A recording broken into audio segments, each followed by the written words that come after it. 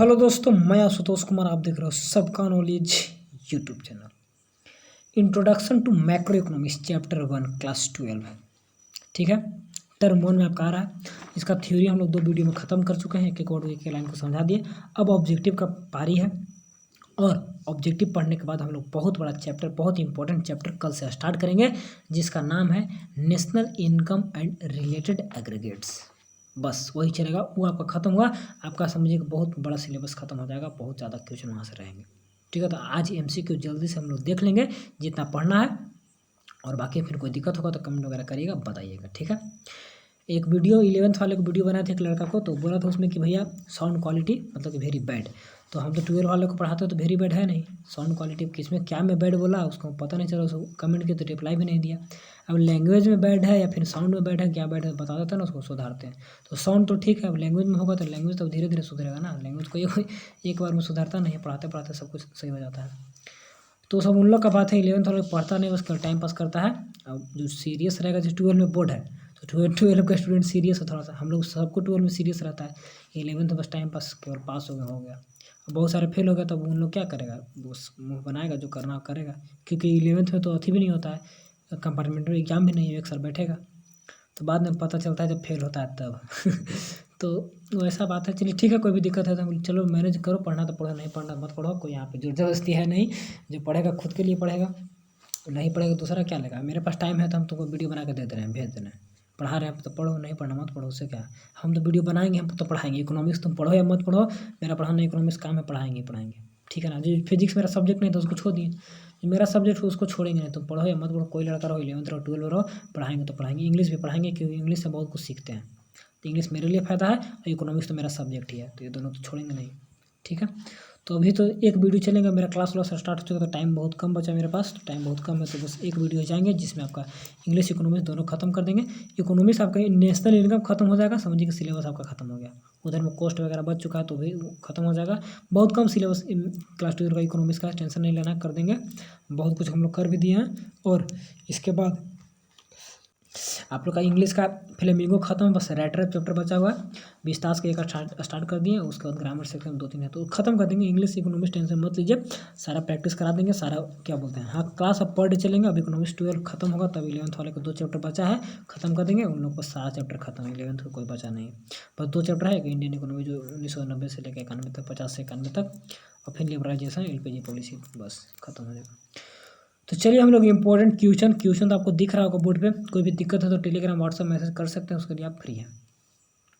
तो what is known है the study of individual unit, यानी कि माइक्रो एंड मैक्रो का डिफरेंस तो बहुत बार देखे हम लोग। क्या बोलते हैं, इंट्रोडक्शन टू माइक्रो इकोनॉमिक्स में भी देखे थे, इंट्रोडक्शन टू मैक्रो इकोनॉमिक्स में भी देख रहे हैं। तो क्या होगा macro economics, micro economics, income and employment theory या डेवलपमेंट ऑफ इकोनॉमिक्स। ये तो बताने का आवश्यकता है नहीं कि इंडिविजुअल यूनिट का बात करा तो माइक्रो ही होगा। देख लीजिए आंसर फिर भी माइक्रो इकोनॉमिक्स। ठीक है, ऑप्शन नंबर बी। चलिए नेक्स्ट क्वेश्चन देख लीजिए। क्वेश्चन नंबर 2 आपके पास है, आपका आंसर खुद से बताएं। The study of aggregate is known has, संपूर्ण एग्रीगेट होल का स्टडी करता तो कौन है। मैक्रो, माइक्रो प्राइस थ्योरी या फिर फैक्टर प्राइस थ्योरी, तो इसको बोलते हैं ना, माइक्रो की प्राइस थ्योरी बोला जाता है। तो फैक्टर ऑफ प्राइस डिटर्मिनेशन, तो यहाँ पे ऑप्शन नंबर कौन होंगे, एग्रीगेट है तो मैक्रो, ऑप्शन नंबर 1 करेक्ट होना चाहिए। चलिए ठीक है, थर्ड देख लीजिए, थर्ड चलिए ठीक है। What is the name of the book written by J.M. Keynes, बताया था चैप्टर पढ़ाया तो बताया था।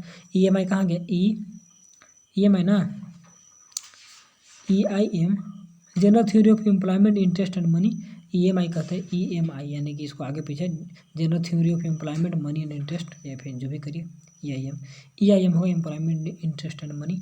ऑप्शन नंबर बी करेक्ट होंगे, तो ऑप्शन नंबर बी करेक्ट है। चलिए ठीक है, general theory of employment interest and money.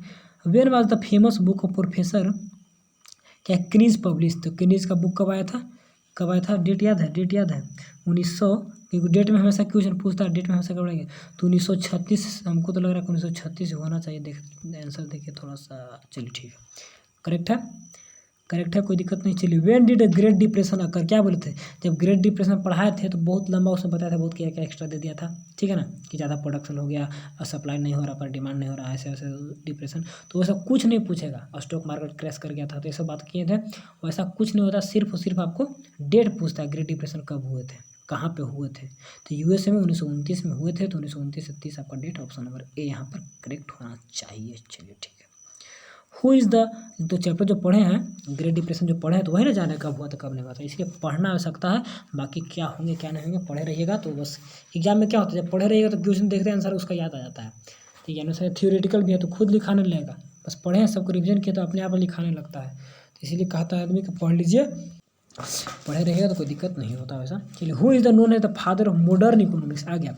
Modern economics के फादर कौन थे, तो modern economic Adam Smith, James Keynes तो मैक्रो इकोनॉमिक्स के हैं, तो जेम क्निज मैक्रो, देखिए मैक्रो है, ध्यान दीजिएगा मैक्रो इकोनॉमिक्स का तो जेम क्निज हो जाएंगे। ठीक है ना, मॉडर्न इकोनॉमिक्स रहता तो एडम स्मिथ रहते हैं, अब मॉडर्न मैक्रो इकोनॉमिक्स आ गया तो जेम क्निज होंगे, तो जेम क्निज चलिए ठीक है। जॉन मेनार्ड करके नाम था ना इनका। चलिए, जेम क्निज का पूरा नाम क्या है, प्रोफेसर क्निज, तो यहाँ पे ठीक है जेम क्निज लिखता है, जॉन मेनार्ड या कुछ ऐसा था। चलिए, इसके बाद ग्रेट डिप्रेशन क्वेश्चन नंबर 6 देख लीजिए, हो गया। क्वेश्चन नंबर 7 देख लीजिए। चलिए क्या कर रहा है, वीडियो चल रहा है, पढ़ लीजिए क्वेश्चन क्या बोल रहा है। मिस्टर अस्कुंद कुमार, अस्कुंद है ना, अस्कुंद Kumar want to study the national income, को स्टडी करना चाहता है। Which branch of economics will he have to study, national income कहाँ पे स्टडी करेगा, माइक्रो में, मैक्रो में, फैक्टर ऑफ प्राइस डिटर्मिनेशन या फिर मैक्रो में। तो फैक्टर ऑफ प्राइस डिटर्मिनेशन यानी कि जो भी फैक्टर है उनका price determination, factor of production करने का मतलब उसका प्राइस निर्धारण, प्राइस थ्योरी मैक्रो तो होगा नहीं, सिर्फ और सिर्फ आपका इसमें मैक्रो इकोनॉमिक्स में नेशनल इनकम का बात करते हैं, तो ऑप्शन नंबर डी करेक्ट होगा। चलिए, फिल इन द ब्लैंक्स आ रहे हैं, तो फिल इन द ब्लैंक्स होता हमको तो याद करना होगा, जो करेक्ट होगा उसी को याद करना होता है, ऐसा तो याद होगा नहीं। फिर भी देख लीजिए, सोचिए कुछ मिलेगा तो। The mother of all economic problem is, सारे इकोनॉमिक प्रॉब्लम का मदर, तो आपको चैप्टर में नहीं पढ़ा है, चैप्टर कब पढ़ाए थे, जब आपका chapter number first introduction to micro economics पढ़ा रहता है तो उसमें पढ़ाए थे, याद होगा तो बताइए। सारे प्रॉब्लम का जड़ कौन है या माता कौन है, स्कार्सिटी, स्कार्सिटी नहीं रहेगा तो प्रॉब्लम नहीं होगा, यानी कि कमी। ठीक है, हमको याद आ गया, वहाँ रिकॉल हो गया। इसके बाद आगे देखिए, सेकंड क्या कह रहा है, सेकंड कह रहा है कि macro economics define as the branch of economics which study the economy activity of an economy as a whole, as a whole, क्योंकि मैक्रो इकोनॉमिक्स है तो एज ए होल होगा, एज ए होल। ठीक है, 10th नंबर देख लीजिए, was the founder और father of modern economics आ गया ना, मॉडर्न इकोनॉमिक्स का फाउंडर एडम स्मिथ। चलिए क्या था, Keynes book income and employment cam in the year of कौन, 1936 अभी ऊपर में देखा तो फिर ब्लैक से पूछ दिया। Aggregate demand is the sum of total consumption है, तो सारा डिमांड होता है ना, कंजप्शन एंड इन्वेस्टमेंट का जो होता है तो डिमांड बन जाता है। जब आप कंजप्शन कर रहे हैं या फिर जो भी आप इन्वेस्ट कर रहे हैं तो भी आप डिमांड नहीं करिएगा ना, जो इन्वेस्टमेंट करना है। तो consumption and investment, determination of income employment, unit 7 chapter number 7 में पढ़ाएंगे तो वहाँ पर क्लियर हो जाएगा, क्योंकि मैक्रो इकोनॉमिक्स का सब थोड़ा the period of great depression was from 1929 से 30 के बीच में था। तो यहाँ पर तो जो ऊपर में देखे यहाँ पर ऑब्जेक्टिव में दे दिया, रिवीजन हो रहा है हम लोग को थोड़ा सा, क्योंकि एक्स्ट्रा में कुछ दे नहीं रहा है। चलिए, इसके बाद आगे देख लीजिए, the capital land labour entrepreneur are the factor of production, true और फॉल्स बताएं तो ट्रू होगा, ट्रू होना चाहिए। ठीक है, the expansion which the raises productivity capacity is known है इन्वेस्टमेंट एक्सपेंडिचर। ठीक है, पढ़े थे हम लोग कि प्रोडक्शन क्या बोलते हैं, अब प्रोडक्टिव कैपेसिटी को बढ़ा देता है, इन्वेस्टमेंट एक्सपेंडिचर ट्रू होना चाहिए। चलिए ठीक है, कैसे बढ़ा देगा, ज़्यादा इन्वेस्टमेंट करें तो ज़्यादा प्रोडक्शन का कैपेसिटी बढ़ेगा, क्योंकि ज़्यादा हम लोग मशीन लगाएंगे, ज़्यादा लेबर को लगाएंगे। इसके बाद तो खर्च एक्सपेंशन जो भी होता है,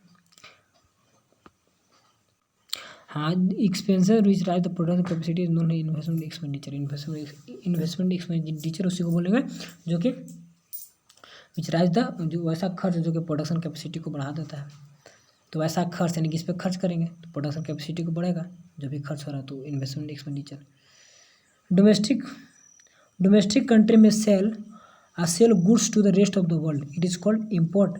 डोमेस्टिक कंट्री को सेल का, हाँ इस फॉल्स हो गया, इसको एक्सपोर्ट बोलेंगे, यहाँ पे फॉल्स होना चाहिए, इसको एक्सपोर्ट बोलेंगे। डोमेस्टिक कंट्री को बाहर सेल करें तो उसको क्या बोलते हैं, इम्पोर्ट नहीं, उसको एक्सपोर्ट बोला जाता है, फॉल्स है। 17 the capitalist economy works for social welfare, एकदम यहाँ पर रॉन्ग है, कैपिटलिस्ट पूंजीवाद तो सोशल वेलफेयर नहीं, प्रॉफिट मैक्सिमाइजेशन देखता है यहाँ पर, तो फॉल्स हो गया। सोशलिस्ट में तो ऐसा कुछ होता है, सोशलिस्ट में होता है social welfare, socialist economy, capitalist में ऐसा नहीं होता है, तो ये भी हो गया। इसके बाद 18 नंबर देख लीजिए, micro economics deals with the aggregate economy variable of, micro aggregate से तो काम होगा नहीं, तो यहाँ पर तो फॉल्स होना चाहिए, फॉल्स है। Micro deals with aggregate economy variables of country of an economy, economy का इकोनॉमी वेरिएबल एग्रीगेट के रूप में स्टडी करता है माइक्रो, तो फॉल्स है।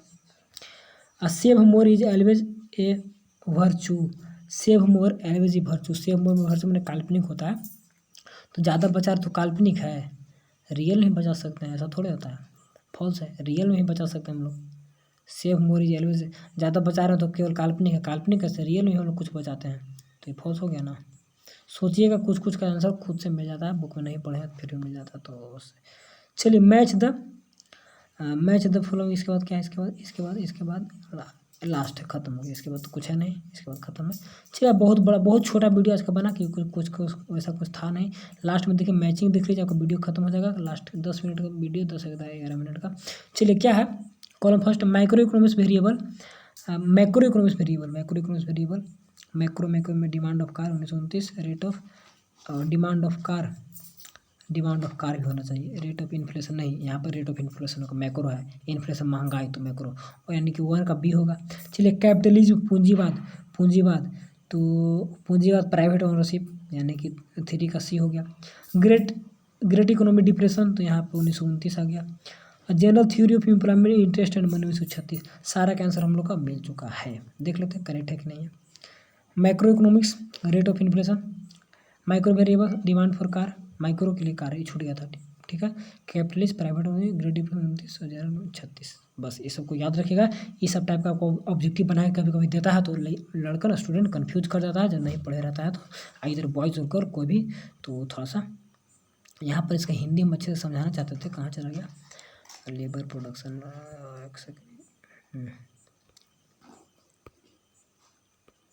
Micro economics deals with aggregate economic variable of economy, यानी कि एक सिस्टम का इकोनॉमिक वेरिएबल यानी आर्थिक क्रियाकलाप में जो ये बदलाव होता है, तो माइक्रो इकोनॉमिक्स डील करता है जी नहीं। एग्रीगेट इकोनॉमिक वेरिएबल यानी कि आर्थिक वेरिएबल, जो भी आर्थिक पैसा को लेन देन का जो भी काम हो रहा है सिस्टम में, इकोनॉमी में, ठीक है ना, तो यहाँ पर मैक्रो होता है, फॉल्स। कोई दिक्कत नहीं होना चाहिए। फर्स्ट चैप्टर छोटा चैप्टर था, इसमें ऑब्जेक्टिव बहुत छोटे मतलब बहुत कम करवाएं। अब कल के लिए रेडी रहिए, बी रेडी। हाँ भैया रेडी हैं भैया, एकदम हमको जल्द से जल्द नेशनल इनकम पढ़ा के ख़त्म करिए, क्योंकि उसमें हम लोग बहुत पढ़ेंगे, जीडीपी, एनडीपी, एनएनपी क्या होता है, क्या सर्कुलर फ्लो ऑफ इनकम है, क्या net factory income from abroad है, क्या है इन्वेस्टमेंट, क्या लीकेज क्या है, तो सब कुछ बहुत नए नए टर्म देखने को मिलेंगे, और पढ़ने में भी बहुत इंटरेस्टिंग रहेगा, ठीक है। तो कल से उसको स्टार्ट करेंगे, तो कल के लिए आज इतना पढ़िए, रेडी रहिए, और बस आज के लिए इतना है। वीडियो आपका मात्र 12 मिनट 44 सेकंड का बना है, यानी कि 13 मिनट का बना, कोई ज़्यादा बना नहीं है, तो आराम से पढ़िए लिखिए। कोई दिक्कत है टेलीग्राम व्हाट्सएप कहीं पर मैसेज कर सकते हैं, जितना पॉसिबल होगा मैं आपका मदद करने के लिए रेडी हूँ। तो चलिए आज के लिए इतना है मेरे दोस्त, कुछ सीख पाते वीडियो को लाइक कर दीजिएगा, और चैनल पर नए होंगे तो सब्सक्राइब करके जुड़ जाना है, ताकि अभी से लेकर आगे तक पढ़ते रहें और रिजल्ट धाकड़ बनाते रहें। तो चलिए थैंक्स फॉर वॉचिंग।